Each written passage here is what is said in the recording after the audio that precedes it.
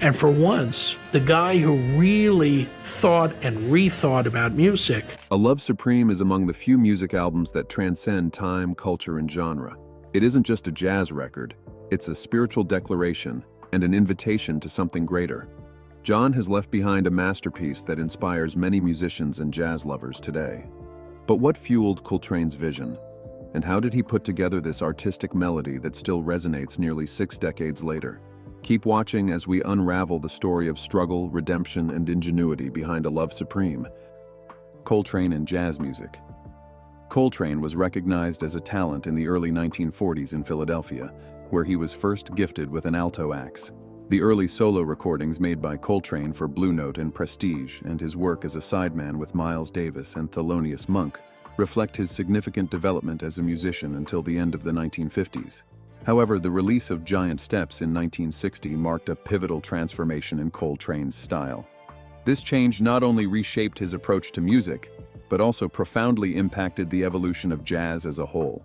Coltrane's collaborations, however, were crucial to his artistic development. His partnerships with Thelonious Monk and Miles Davis in the 1950s shaped his approach to improvisation and harmony. The classic John Coltrane Quartet, featuring McCoy Tyner, Jimmy Garrison, and Elvin Jones, provided the perfect backdrop for his exploratory solos. This group's synergy allowed for collective improvisation of the highest order. So, Coltrane was among the few individuals who spearheaded the last major innovative development in jazz. Later collaborations with avant-garde musicians like Archie Shepp pushed him further into free jazz territory. These experiences expanded his improvisational palette and challenged conventional jazz structures. By the mid-1960s, John Coltrane was at the peak of his career. He had already established himself as a leading figure in a new form of avant-garde jazz, challenging traditional notions of what jazz music could be. Coltrane's harmonic innovations were groundbreaking. He expanded on traditional chord progressions, introducing concepts like Coltrane changes substitutions that added harmonic complexity and new improvisational possibilities. At the same time, significant cultural and political changes were occurring, particularly through the civil rights movement, which aimed to dismantle the existing social order. Coltrane believed in the power of music and how it could be used to interpret what was happening in the wider world. This is what he said when asked about the relationship between the thoughts espoused by the civil rights leader and Coltrane's own music at a speech event by Malcolm X and Kofsky. "Well, I think music, being an expression of the human heart, of the human being itself, does express just what is happening." As he was deeply involved in the civil rights movement and shared many of Malcolm X's views on Black consciousness and Pan-Africanism, he incorporated them into his music. Meanwhile, his most overt nod to the movement came in the song Alabama, written in response to the 1963 Birmingham church bombing that took the lives of 4 little girls. However, that was not all there was to his musical ideals. This renowned jazz musician also beautifully mapped the relationship between music and mathematics with his Coltrane Circle. In 1967, Coltrane presented a geometric drawing to fellow saxophonist and Professor Yusef Lateef. The drawing seemed to resemble a clock, featuring a circular pattern that connected musical notes with neatly spaced lines. The Coltrane Circle offers a compelling visualization of how mathematics and music interact and has inspired countless essays on musical geometry. In these ways, the Coltrane Circle demonstrates how intertwined music, spirituality, geometry, and mathematics can be. It also supports Coltrane's claim, "My music is the spiritual expression of what I am, my faith, knowledge, and being." Also, his exploration of modal jazz, particularly on albums like A Love Supreme, opened new avenues for improvisation. Coltrane used modes as a framework for extended solos, creating his music's meditative, trance-like quality. However, a vivid event led to the album A Love Supreme. What happened? Let's find out. Coltrane's spiritual awakening. Even though it was marked by incredible musical innovation, John Coltrane's journey through jazz was also embroiled in personal struggles. The legendary saxophonist grappled with depression and substance abuse throughout his career, which both fueled and hindered his creative genius. Coltrane's 7-year substance addiction threatened to derail his musical career, leading to his dismissal from Miles Davis's band in 1957.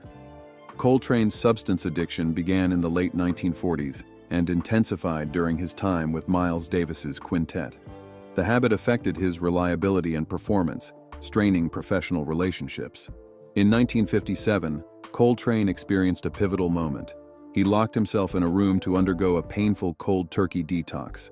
This experience became a turning point in his personal life and musical career. Coltrane's recovery coincided with a profound spiritual awakening. He began exploring various religions and philosophies, seeking deeper meaning in his life and music. In the liner notes of John Coltrane's 1965 magnum opus, A Love Supreme, he stated that, through the grace of God, he experienced a spiritual awakening that led him to a richer, fuller, and more productive life. He expressed that, in gratitude, he humbly asked to be given the means and privilege to make others happy through music, believing that this had been granted to him by divine grace and thanking God for it. This reflection was about a spiritual awakening he reportedly experienced at 1957 during a long struggle with alcohol and substance addiction. He was known to have been kicked out of Miles Davis's band due to his increasing unreliability and erratic behavior caused by his vices. Davis cites an instance when Coltrane showed up to a live performance, intoxicated and barely able to play as the last straw.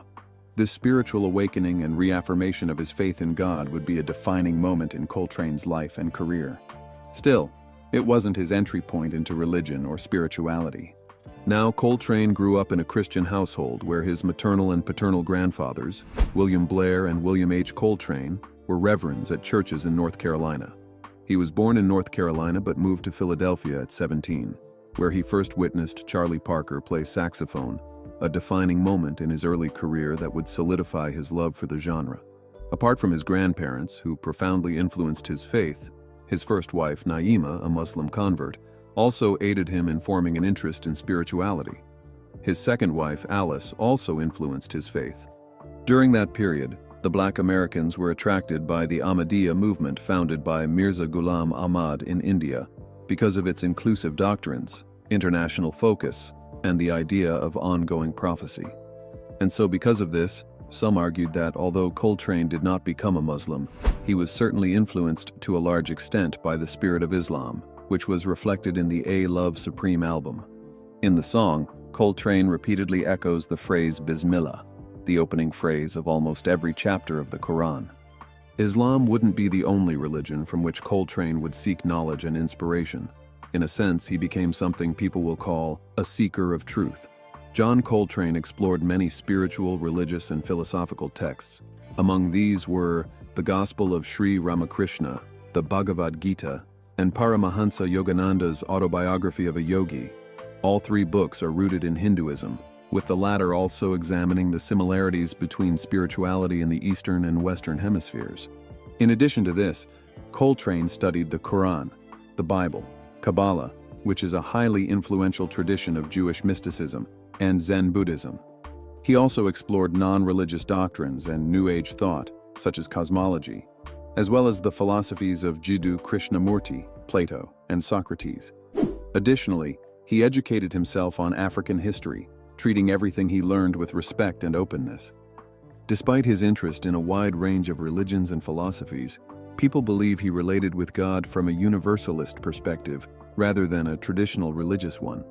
This viewpoint is generally accepted, as he is quoted in the liner notes of his album Meditations, 1965, saying, "I believe in all religions. The truth itself doesn't have any name on it to me, and each man has to find it for himself."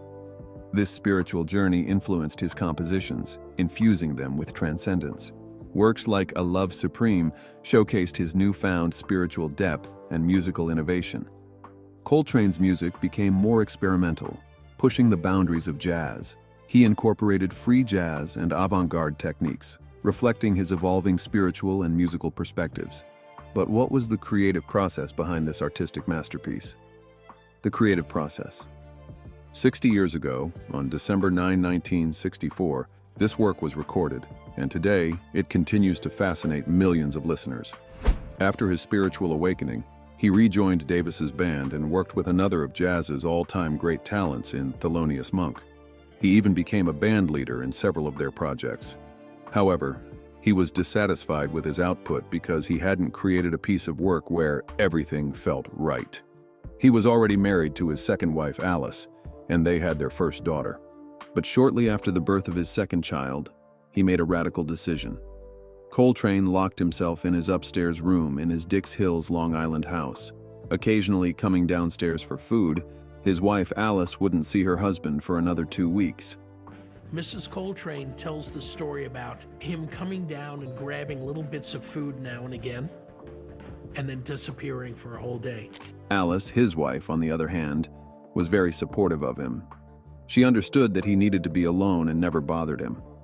Anytime she recounts the experience of her husband leaving her with an infant and a young girl, she shares it with all sense of happiness. And she always related these stories to us, in a happy way. So when she eventually saw him, it was like Moses coming down from the mountain. It was so beautiful. He walked down, and there was that joy, that peace in his face. A few days later, he comes down the stairs, and as Mrs. Coltrane put it, it was like Moses coming down from the mountain. He told his wife that for the first time in his life that he had everything ready. He told her he had completed everything on paper and it was just to go to the studio to record it. What he composed was the 4-part suite that would become A Love Supreme. Reflecting on the intense 2 weeks of solo composition, he realized that the process involved craftsmanship, discipline, and dedication. However, on December 9, he recorded the album in a single 3-hour session with his band, which included himself on saxophone, Jimmy Garrison on double bass, McCoy Tyner on piano, and Elvin Jones on percussion. Remarkably, just 1 day was all it took, with several melodies deviating slightly from Coltrane's original sheet music. These were live recording sessions, and the final product captures that essence. During the recording session, McCoy Tyner recalled that the lights in the studio were dimmed. He saw this as Coltrane's attempt to create a nightclub atmosphere, which replicated the intimate ambience of live performances. During those shows, the quartet would explore and rehearse new material. Tyner also mentioned an incredible unspoken communication during the recording sessions, highlighting that Coltrane provided few verbal directions. Despite little verbal communication, Tyner described the album as a culmination and natural extension of the chemistry the band had developed over years of live playing together. He noted that the music reflected a level of understanding among the musicians, allowing for flexibility and spontaneity. Tyner explained that Coltrane had a unique way of manipulating the music, stretching and flexing it, which gave the band the freedom to express their ideas. He mentioned that when they had a thought about how to play something, Coltrane would affirm it with a shared feeling, allowing all that freedom to coalesce during the recording of the album. According to Tyner, this sense of open-ended creativity enabled Coltrane himself, drummer Elvin Jones, and bassist Jimmy Garrison to construct a complex 4-part suite based on a relatively simple musical concept. Surprisingly, Coltrane performed the entire Love Supreme suite live only once, and there are no recorded interviews in which he discusses the album's significance. Coltrane didn't even discuss it with his bandmates. Tyner affirmed that they didn't discuss many things, but noted that the band had a unique chemistry that allowed them to work in synergy without any rancor. Tyner recalled being told, "I respond to what's around me." He reflected on this by saying it was how things should be, and expressed how excited he was to go to work at night. He described the experience as wonderful, noting that they didn't know what they would be doing each night, or why everything seemed to come together so well. Now, let's dive a little deeper into the music itself. The music itself. John Coltrane infused every note with a cool, wired wind of spirituality. His groundbreaking approach to modal jazz transcended traditional tones, creating haunting works intuitively based on his solos, unlike any artist or composer before him. He captivated audiences with a style that iconic critic Ira Gitler described as a ferocious, sheets of sound approach to playing, which was simultaneously breathtaking, menacing, and beautiful. This revolutionary journey can be seen as a transition from rhythm and blues and bebop into free jazz and beyond. However, listening to other musicians, such as Miles Davis, Sun Ra, and Ornette Coleman, who followed similar paths, reveals distinct musical journeys. His son, Ravi Coltrane, said, "No one could ever sound like John Coltrane." The album's main theme expresses spiritual devotion, but each track has moments of change and intensity. These emotional themes reflect our daily struggles and our desire to find a spiritual center that helps us understand our lives. Coltrane, in this album, is putting on record the distress of his addiction 7 years earlier. He is laying bare the vulnerabilities of his soul before ultimately coming to a calming point. He was also trying to pass a certain message to the world in light of his relationship with God. The message has 4 parts: acknowledgement, resolution, pursuance, and psalm. The melody, in its entirety, shifts between the different instruments. It starts with the bass, followed by saxophone, features a vocal artist, turns to piano, and ends with bass again. The saxophone plays a key role in establishing the acknowledgement and conveying the narrative. The saxophonist tells a story about love and its supremacy within God. And around 5 minutes into this piece's account, a love supreme was repeated by the saxophonist and eventually a vocal artist. One cannot but notice the harmony factor in the acknowledgement when Coltrane shifted the key in which he played a love supreme on his saxophone. The acknowledgement section honors the foundations of Western music. By using the 3 essential notes, the tonic, the mediant, and the dominant, Coltrane creates a 4-note melody that modulates the key 36 times. The result is breathtaking each time you listen to it. The resolution, which is the second part of the piece, also presented harmony with the repetitive melody, yet it was highly impactful in the resolution. Within it, the piano has a large improved solo segment that is the glue to keep the piece together. The piano acts as an interlude to tell its dismissal of the story that the saxophonist primarily tells. The third part, the pursuance, opens with a drum solo and later introduces Coltrane on his saxophone in a fast and hectic tempo to express the chaos in his and others' lives. It's easy to envision this part of the music to relate to people who are troubled or once addicted like Coltrane did in 1957. The sounds produced by all 4 band members are at their most expansive and experimental. The final part is the psalm, in which he expresses his feelings towards God and his life. This part is the ultimate example of the 2 rationales in perfect balance with each other. This piece is the quietest of the 4, and you can feel Coltrane's gratitude through his music. It doesn't sound like something meant for a big audience or commercial release. It feels more like you are quietly listening in on a personal prayer through his saxophone. It's a powerful way of sharing spontaneous and well-crafted feelings. The message is universal, yet has a specific vibe to it. During this piece, there are numerous forms of improvisation. However, throughout the song, there is heavy repetition among the multiple instruments. While the saxophone plays, you can notice the artist going up and down chromatically, almost scale-like during the improvisation. The piano works closely behind the storyteller and follows the improver closely, with some improvement while keeping the story's overall message on track. Lewis Porter, who heads the master's program in jazz history and research at Rutgers University, Newark, and author of John Coltrane, His Life and Music, spoke about Coltrane's composition. He explained that the simple idea culminating in the first movement of A Love Supreme features an unprecedented verbal chant by Coltrane, which forms the foundation of the entire suite. He noted that Coltrane consciously utilizes this theme subtly and carefully throughout the work. For instance, toward the end of Part 1, Acknowledgement, Porter mentioned that Coltrane plays the riff in every key. He also noted that after concluding his improvisation, Coltrane began playing the Love Supreme motif while shifting through keys, which was atypical for his style. He highlighted Coltrane's thoughtful approach, as the theme was played in all 12 keys. Porter interpreted this as Coltrane's message that the theme is everywhere, stating, "Anywhere you look, you're going to find this love supreme." He emphasized that Coltrane's delivery was intentional, reflecting his deep consideration in sharing the message through his saxophone. Surprisingly, A Love Supreme was the only album where Coltrane actually wrote out the notes. Here are some wordings of his note. "As time and events moved on, I entered into a phase which is contradictory to the pledge and away from the esteemed path. But thankfully now, through the merciful hand of God, I do perceive and have been fully reinformed of His omnipotence. It is truly a love supreme." Without any doubt, the album is, in many ways, a reaffirmation of faith.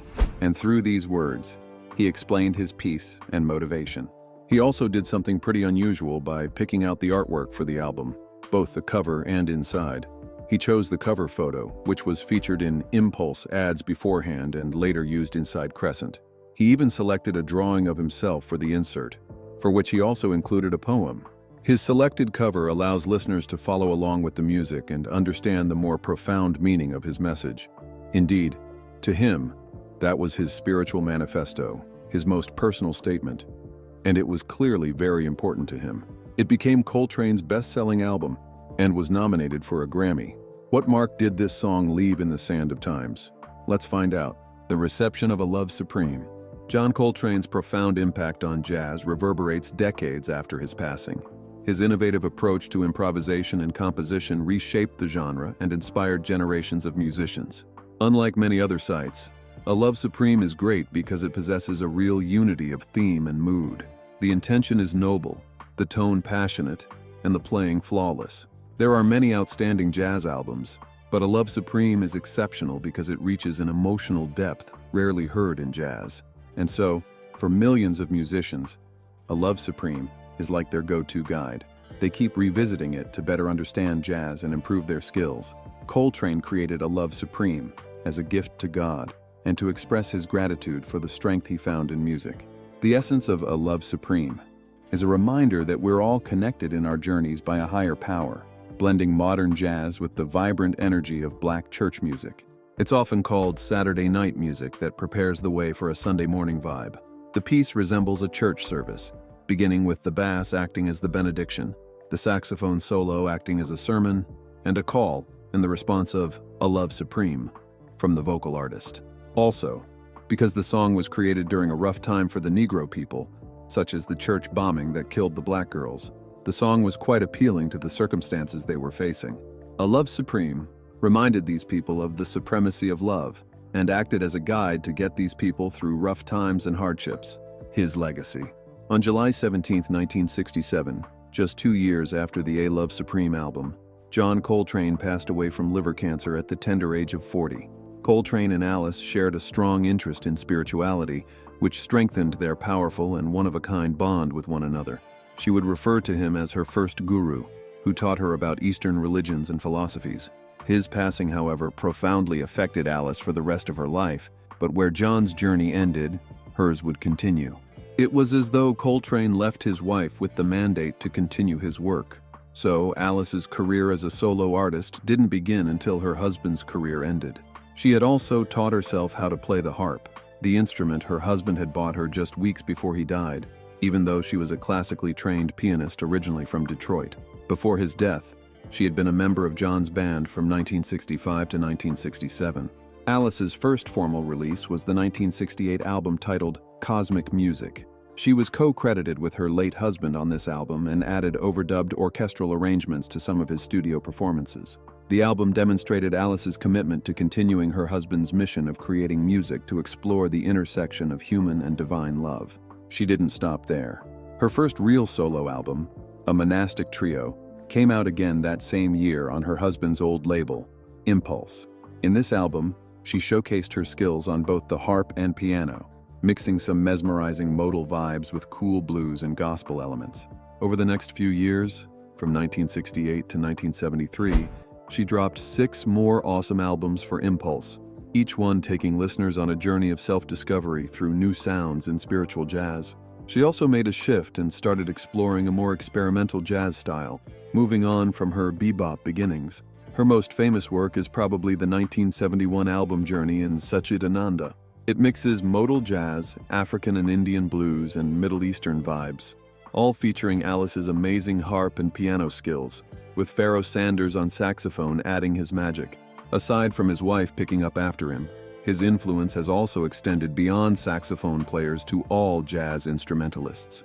Coltrane's relentless practice routine and dedication to his craft set a new standard for jazz musicians.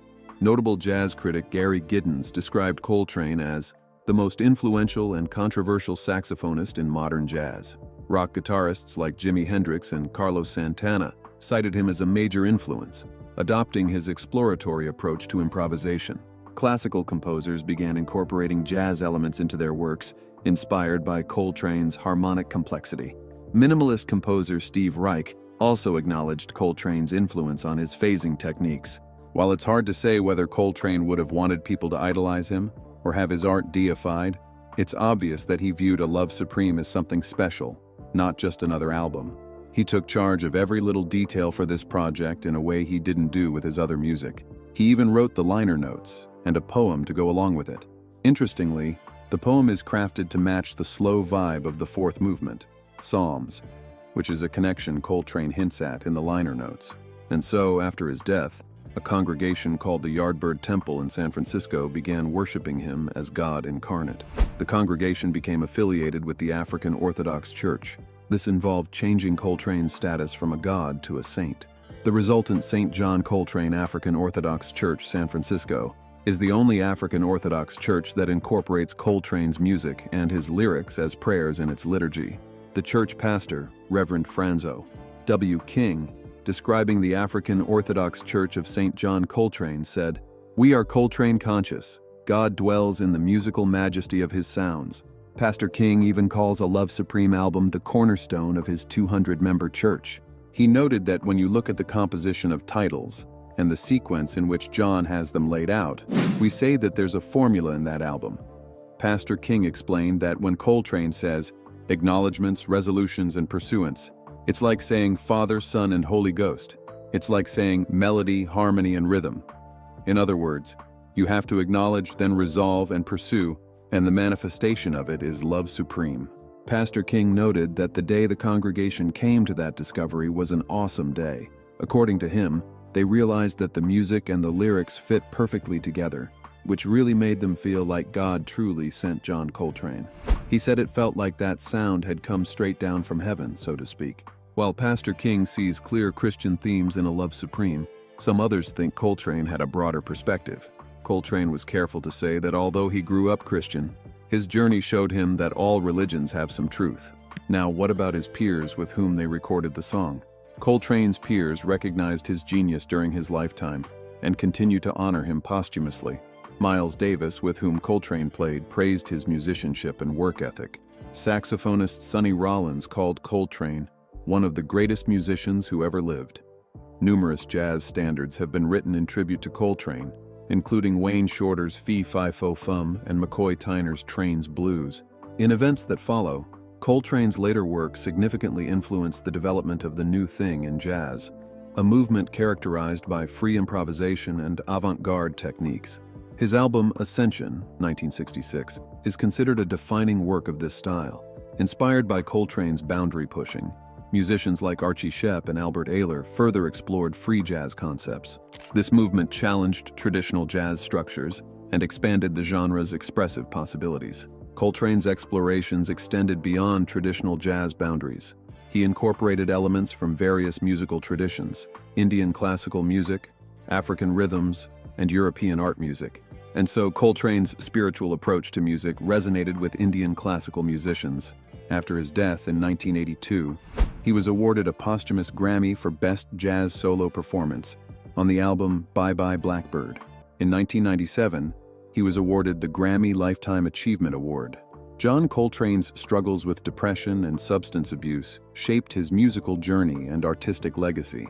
His ability to channel personal turmoil into groundbreaking jazz compositions left an indelible mark on the genre. Outro. What do you think of Coltrane's A Love Supreme legacy? Let us know your thoughts in the comments section below.